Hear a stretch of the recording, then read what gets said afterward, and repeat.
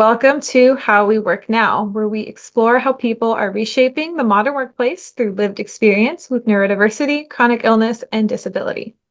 Today I'm joined by Kel Moody, a designer, creative leader, and co-founder of Alluvium Gatherings.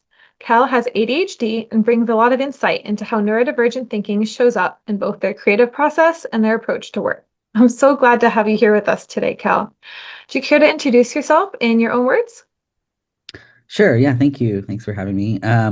So yeah, my name's Kel Moody. I go by Kel mostly. Um, and I use they, them pronouns. And I have been a business owner for a little over 3 years now.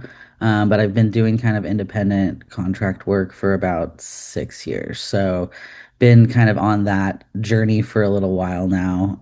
My business is called Alluvium Gatherings, and I focus on environmental and social justice movement building events. So a lot of the work I do is with nonprofit organizations or purpose-driven businesses that want to build momentum around an idea or movement or community effort to kind of try to work towards ability that where we can all like thrive in our environments and in our natural worlds and cultural worlds and all of that. So. Amazing. Thank you. So let's get right into the interview. Can you tell me a little bit about the moment you made the leap to found Alluvium Gatherings and what the driving force was behind that decision? Yeah, so it wasn't all that intentional, to be honest. I had a contract that I had been working on for a few years with an organization, and they were kind of in a position of being somewhat of a startup and shifting a lot. And eventually, they got to a place where they were kind of like going to shift directions, and they offered me 6 months of funding to kind of spin off my business into my own thing. So kind of just focusing on what I was doing there and giving me the space to kind of develop it on my own. So it was a pretty amazing opportunity that I was like, well, yeah, I'm not going to pass up the space to like create this whatever it's going to be on my own. And so I did. Yeah, I think that's I hear similar stories a lot with other neurodivergent people with their own businesses where it's kind of like the circumstances surrounding us just led us to a place where that was the natural continuation of steps. Mhm. Um, Yeah, so as someone with ADHD, what were some of the early signs or experiences in the more traditional work settings that really misaligned with how you work naturally? I think it was a lot of just recognizing how my mind wanted to like move in all sorts of different directions all at the same time and really not like having difficulty like staying focused on one task at a time. And like this kind of realizing that I have interest in like being involved in a lot of different things all at once. And I think that there was just like this point at which I was like, oh wow, like this when I like try to start a task and can't finish it and move on to another task and then can't finish that and then move on to like I was like, okay, this is like probably something that I should explore a little bit. Hmm. So if you look at kind of your body of work and what you've accomplished so far, what themes feel really connected to your unique perspective as someone with neurodivergence? Yeah, I mean, I feel like I actually that's a tough one. I feel like I'm not really like I have a lot of thoughts about like where I try to like align what I'm doing and trying to like be a little bit more conscious. And then there's some ways that I feel like I'm still like really figuring it out, you know? Mhm. Yeah. I think yeah, a lot of us are figuring it out by ourselves. There's not a lot of resources about what it means to work with neurodivergence and how that can affect things. And that's a big reason why I'm doing the series to try to get more information out there about what it looks like to be in the workforce, making our own way and figuring things out step by step so we can share with Totally. each other. Yeah. I mean, yeah, it's tough. I feel like I found myself in positions where I would think that someone with the challenges that I have might not succeed, and then I find a way to Mhm. make it work. And yeah, I don't know exactly what that means. Yeah. I think a lot of my own journey, I've recognized systems that were set up specifically to not include people like me or people with my needs. And I've started just having the mindset of, I know this wasn't built for me, but fuck it. I'm going to make it work for me, whether or not they want me there. And I'm going to find a way because Mhm. I refuse to be put on the sidelines. Yeah. Yeah. Um, so let's move on to designing work differently. For someone with ADHD, a lot of times the challenge isn't motivation and wanting to do something, but keeping the attention and ability to focus on the things you're trying to do. Do you have any specific external systems that you put in place at Alluvium Gatherings to help structure that and keep you focused? That's definitely still very much a work in progress, and I feel like it's partially like I have tried out a few different like systems for like task management or lists or I'm do a lot of project management. Mhm. Oftentimes what I'm doing is someone else's system though. So internally, like it's almost like one of those things where it's like you're really good at the thing when you're doing it for someone else, but when you have to do it for yourself, it's a lot harder. Yeah. So honestly, I feel like I'm still trying to figure that out. And then the other thing I think about that is particularly challenging is I often like really like working with other people, and that's Mhm. why all of the work that I do is like in some sort of like collaboration with other people. Um, and so when I'm in my own business on my own, I'm like, huh. I'm not entirely sure like how to go about like creating structures that are like just for me. So Yeah. it's something that I've actually really struggled with, and am still trying to find a way forward on. I think self-blind spots are really common. I Mhm. know my project management work, I also set up systems for other people, but then sometimes when I'm doing my own work, I'm like, I really should make my system a little bit better. Like, if I Mhm. was a client for myself, I would be putting way more work into this. Absolutely. Um, well, speaking of other people and working collaboratively, how have your colleagues and people you work with reacted to kind of accommodations and systems that you work with to make things more accessible? I think people generally really appreciate it, and something that I like. I oftentimes am working with like planning committees for an event or something that are predominantly volunteer based, um, or they're like participating as a role for their job, but it's not their like primary work in the world. And so often I'm asking people to do stuff that's extra on top Mm, of what they normally do. And so with that in mind, I'm often really conscious of what and how I'm asking people to do that. And mm, so that has looked a lot like me being really explicit about what the expectation is of people that are mhm, opting into doing that. And then also like being like, this is what the outcome is, but you can decide to do it however you want to do it. As long mhm, as you're able to like meet the deliverable in the timeline, that we have. And also like I offer a lot of grace to people because mm, like, mhm. we're all humans. We have whole lives outside of this one particular thing. And, if we can't offer each other grace, then I don't know what we're doing, right? Like, Yeah. so I guess like people generally like I really appreciate that. And I think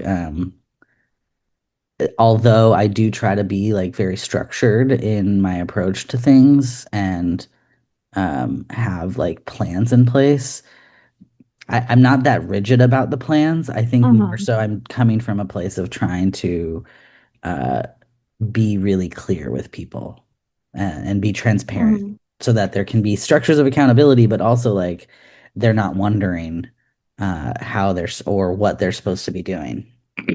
Right. So, explicit expectations for what needs to be done and some outlines of ways those could get done, but also a lot of flexibility if someone's like, hey, that way does not work for me, but I can get it done a different way. So, we can have room for all sorts of different ways of working, basically. Exactly. Amazing. So tell us about some of the core values at Alluvium Gatherings and how they serve as kind of a direct challenge to the typical transactional and performative nature of a lot of corporate culture. Yeah, I would say one of my biggest values in my work is reciprocity. Mm-hmm. And that I feel like can feel transactional, but I really try to make it not feel transactional because it's to me it's less about, the dollar amount and more about the like people feeling valued, Mm, and feel valued also by what they're offering. Like they feel good about offering something to someone and then receive something that feels like equally as valuable. And so I feel like that really ensures and like helps me stay focused on like not being extractive mm, of people because I think in our current capitalist system, it really is built on extraction and it requires and like mm-hmm. is founded in extraction. So that and extraction is the opposite of reciprocity, in my opinion. It's like you're taking Right. more than you are giving back. Um, Mm-hmm. so to me, like the idea of reciprocity is like I am gonna make sure that what I'm doing and what I'm offering is like valued, but also but through valuing that people that are offering Mm-hmm. what they're offering me. So it's like, yeah, that exchange is really key for me. Other values that I have are, I think I mentioned this in some regard, but like being a whole human, like I really Mm-hmm. like don't want people to feel like they can't just be honest about where they're at.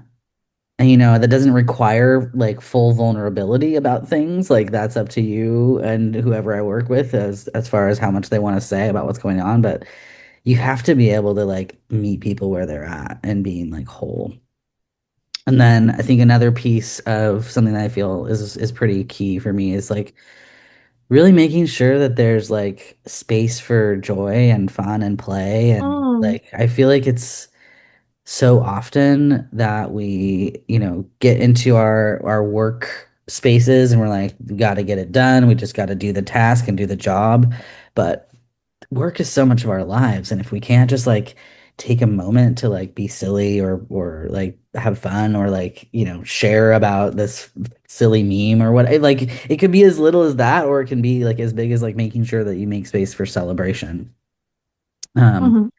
so those are things I think that I find really important. So when you talk about reciprocity, would you say that it's kind of like seeing things through a lens of more mutual aid and helping each other like within the community on a same level and building each other up? Yeah, absolutely. There's definitely roots there. I think the thing that, like working in the nonprofit space, there's a lot of this idea of like um the nonprofit world is like giving a lot. Like, they're giving money, they're giving things and like they're not thinking about it from a perspective, or they often think about it as like, oh, the poor people, they need the thing. It's like Mm, actually like there's so much opportunity for reciprocity. Like those people are valuable. They have value. mm-hmm, And like I think that there's something about like when you feel like you need this like charity and mm-hmm. that doesn't feel reciprocal because you're being basically told that you're not valuable. Like Right. like that you need someone else to support you because you don't have enough value on your own. And so I think this idea that we're like, yes, it's like it's mutually helping one another in the ways in which that you have at your disposal, Mm-hmm. based on your lived experience and resources and skills. So kind of exposing some of the flaws in the traditional charity model and the inherent hierarchy that's built into that of where the charity we have the resources and we decide to hand them out to those we think are deserving. Exactly. to kind of leveling the playing field and be like, hey, we're all people, we can all help each other and, use the resources that we do have to help. And everybody has things that are worth, valuable about them because we're all whole people, as you said. Exactly. And we also all have like things that make life hard for us in some way or another, Hmm. and so like, but that's all different for people. So I think it's also like where can we balance things out across each other, and also like how can we see everyone's value by offering them and figuring out a way for them to be able to offer that value. Hmm. So within the kind of nonprofit B Corp space you work in, is there any other misconceptions that you see a lot regarding social impact in nonprofit? I think a lot of, especially people in like the purpose-driven business world, are there's a lot of curiosity and questioning around how many people are there just to like check the box, Mm, like what their intention is behind things, or like really actually like how willing they are to get a little bit uncomfortable and like mm, do some real work because it's not always about just having a policy or throwing money behind something. Like that's all fine and good and like probably does something, but like in order to like really shift the structures and systems that we want to shift, it's gonna be a lot of work, unfortunately. right. And it's not gonna be super comfortable also. Hmm. And so like I think there's this perception in the B Corp community, I mean like outside of the B Corp community that people are like, well, like what are you actually doing? Or like, did you check this box, but like, what does that mean? Just like I think people won't question the authenticity of the engagement. But I do think like, I've been in the B Corp community since 2016. And I've, been a board chair of B Local PDX, and I have been a contract worker. Or I have done various contracts with B Lab US and Canada for 3 years. And so I'm like deeply involved. And I genuinely see people like fully showing up. Not everybody, for sure. There definitely Hmm. are like some box checkers. But I see like the predominant experience I have is that people are really pretty authentic and Hmm. genuine in their care, and they're doing the best that they can. Um, Yeah. yeah. A lot of like mistakes or non, I don't want to say woke, that things that people do. It's not always out of malice. It's a lot of times out of ignorance and not knowing better, and just having that willingness to be like, oh, maybe I fucked up, but I can do better, and here's how I won't do that again because I didn't mean to cause harm. Well, that's the key though. I think like I almost there's times at which I find people who are ignorant of the harm they're causing to be almost Hmm. like more problematic than the people that are Mm. doing it with intention. Because I'm like, at least I know why. Like, but the ignorance is can be really frustrating, especially when you're like, well, but you have access to this community of knowledge, and if you wanted to, you could learn from it. Um, Hmm. I think the real key is when it comes to the point of when you offer the person an opportunity to have accountability, how they respond to that. It's like, are you going to Right. respond with like, oh, okay, thank you for telling me, I'm gonna do better, or are you going to respond with defense? And so Hmm. like, yeah, the responding with acceptance and accountability is great, and I think that's really important. But that's a skill that not a lot of people have, Hmm. which I think really needs to be developed more within our society and culture. Um, I think neurodivergent people, at least more so in my experience, have like an ability to like see um, conflict and behavior in a different way. And there's like this a little bit sometimes of like a lack of filter or hesitancy around certain things. And I think there's something to learn from that Hmm. ability or willingness to approach conflict. And so, yeah, it's a muscle that I hope that people lean into more as we kind of work towards change. Hmm. I think the key is not wrapping your identity around always being a good, perfect person, because then when someone says, "Hey, you did something that was wrong," you're like, "But I'm a good person," instead of going, "Oh, maybe I did do that, and maybe I shouldn't do that in the future." Hmm. Hmm. All right. So, let's see. As a community cultivator, you're building up these movements and, organizing events.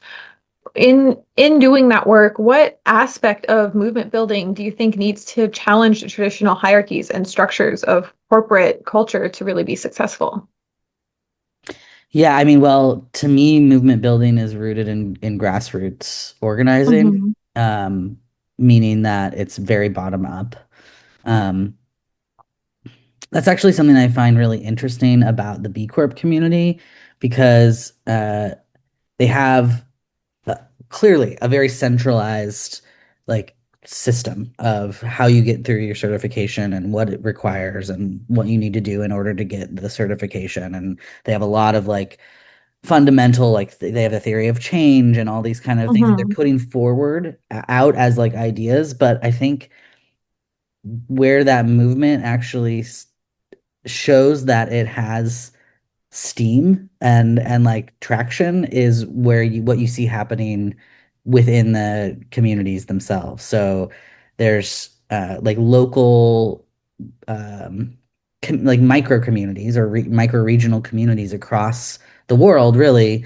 My familiarity is more with the US and Canada, but there's Hmm. different be local groups across these different regions. And that's where you really see a lot of the work happening.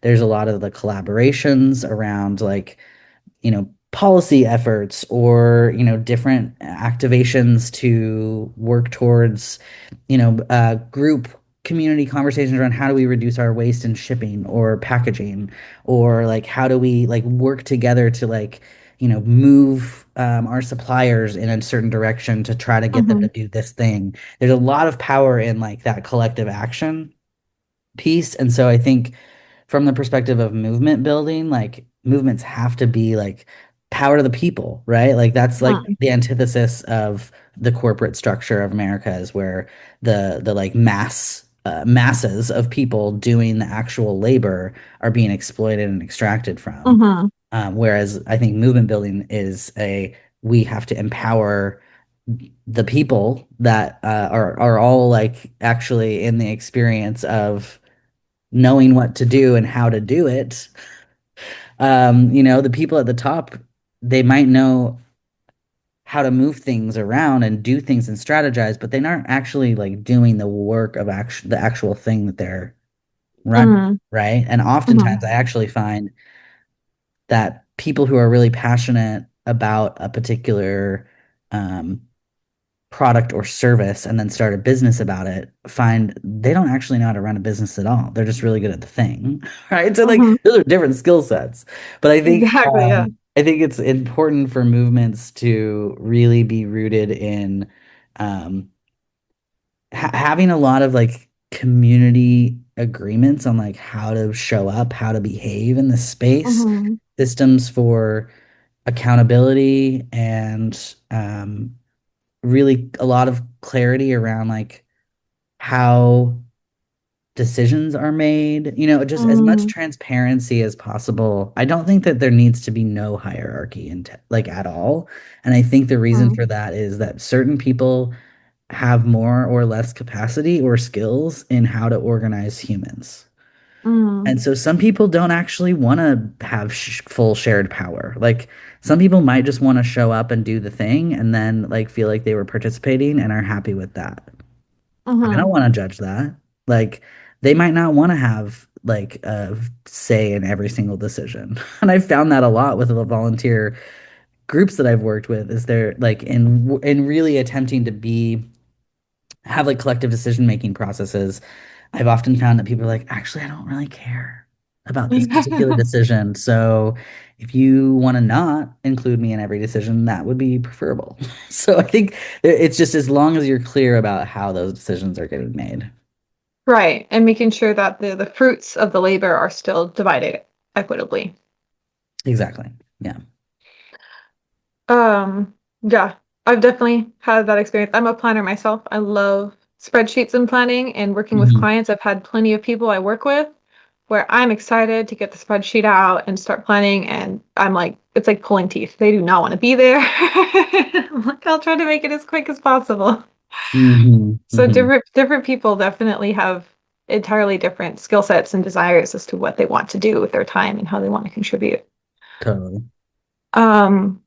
All right, so given everything you've learned through, running Alluvium gatherings and your experience with ADHD and neurodivergence, what is your current kind of simplest definition of working well? I think it has a lot to do with like just knowing that or feeling confident that you're doing the best you can and like kind of accepting that that's as much as you can do.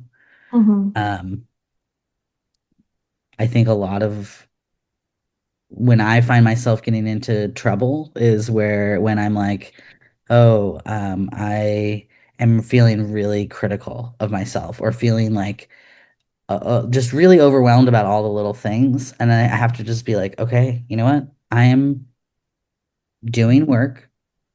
I am doing Mm-hmm. as much as I can in this moment, and I'm doing the best that I can.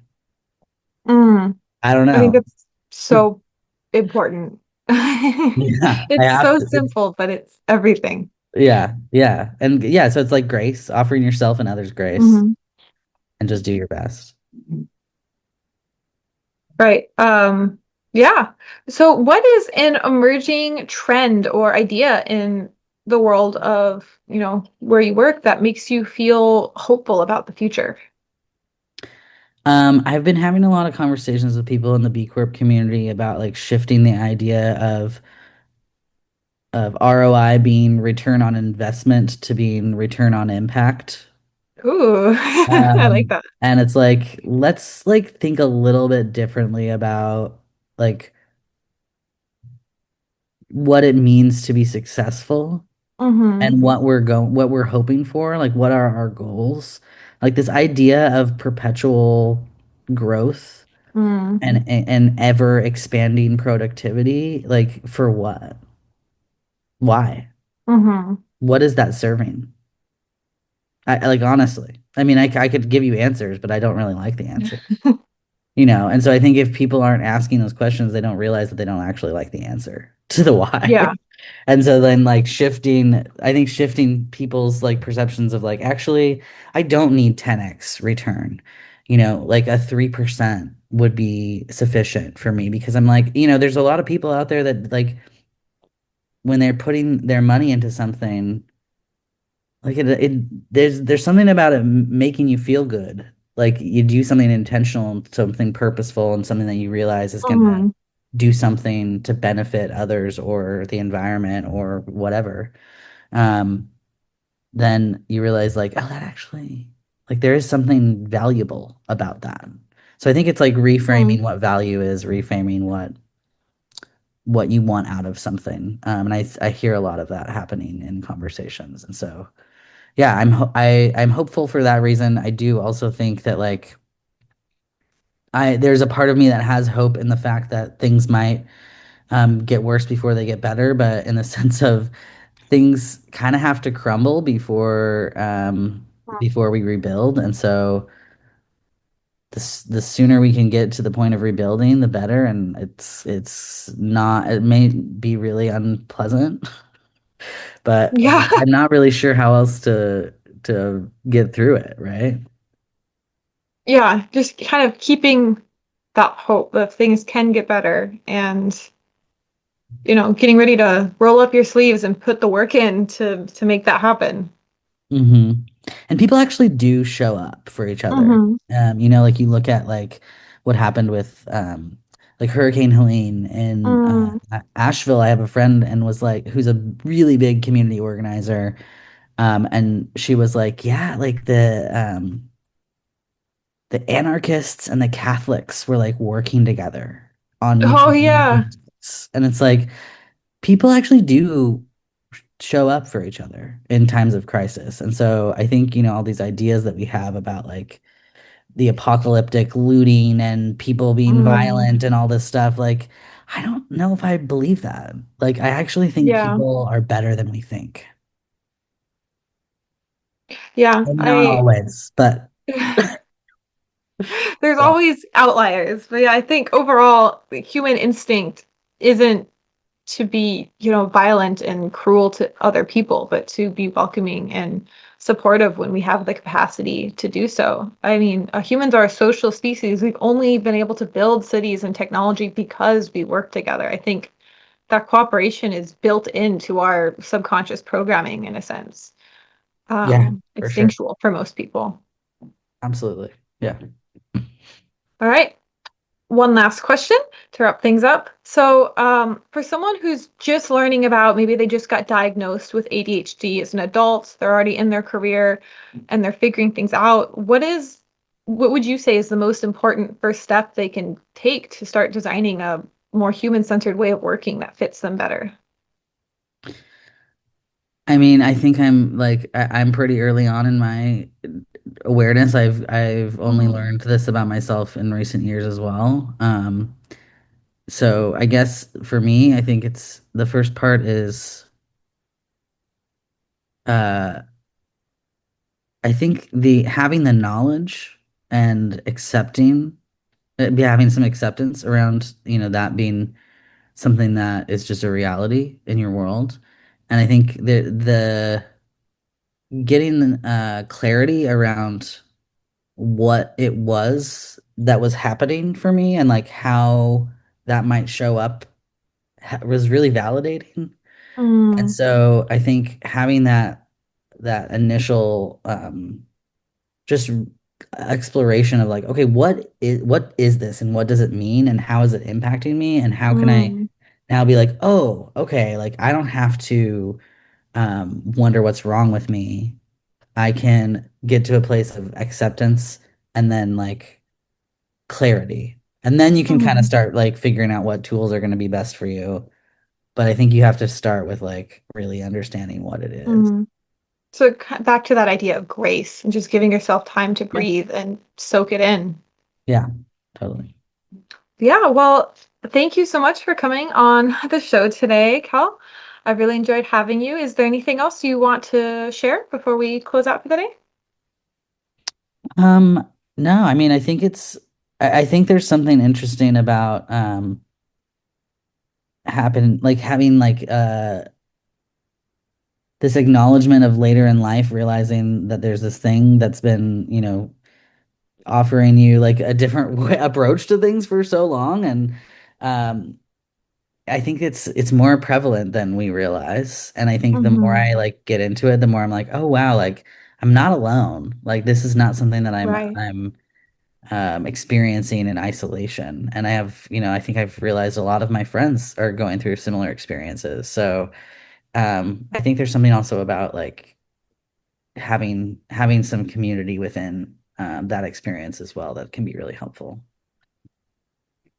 Amazing. Well, thank you so much. I hope everybody enjoyed this episode and gained some helpful insight. Thank you, everybody, for Yeah, watching. thank you.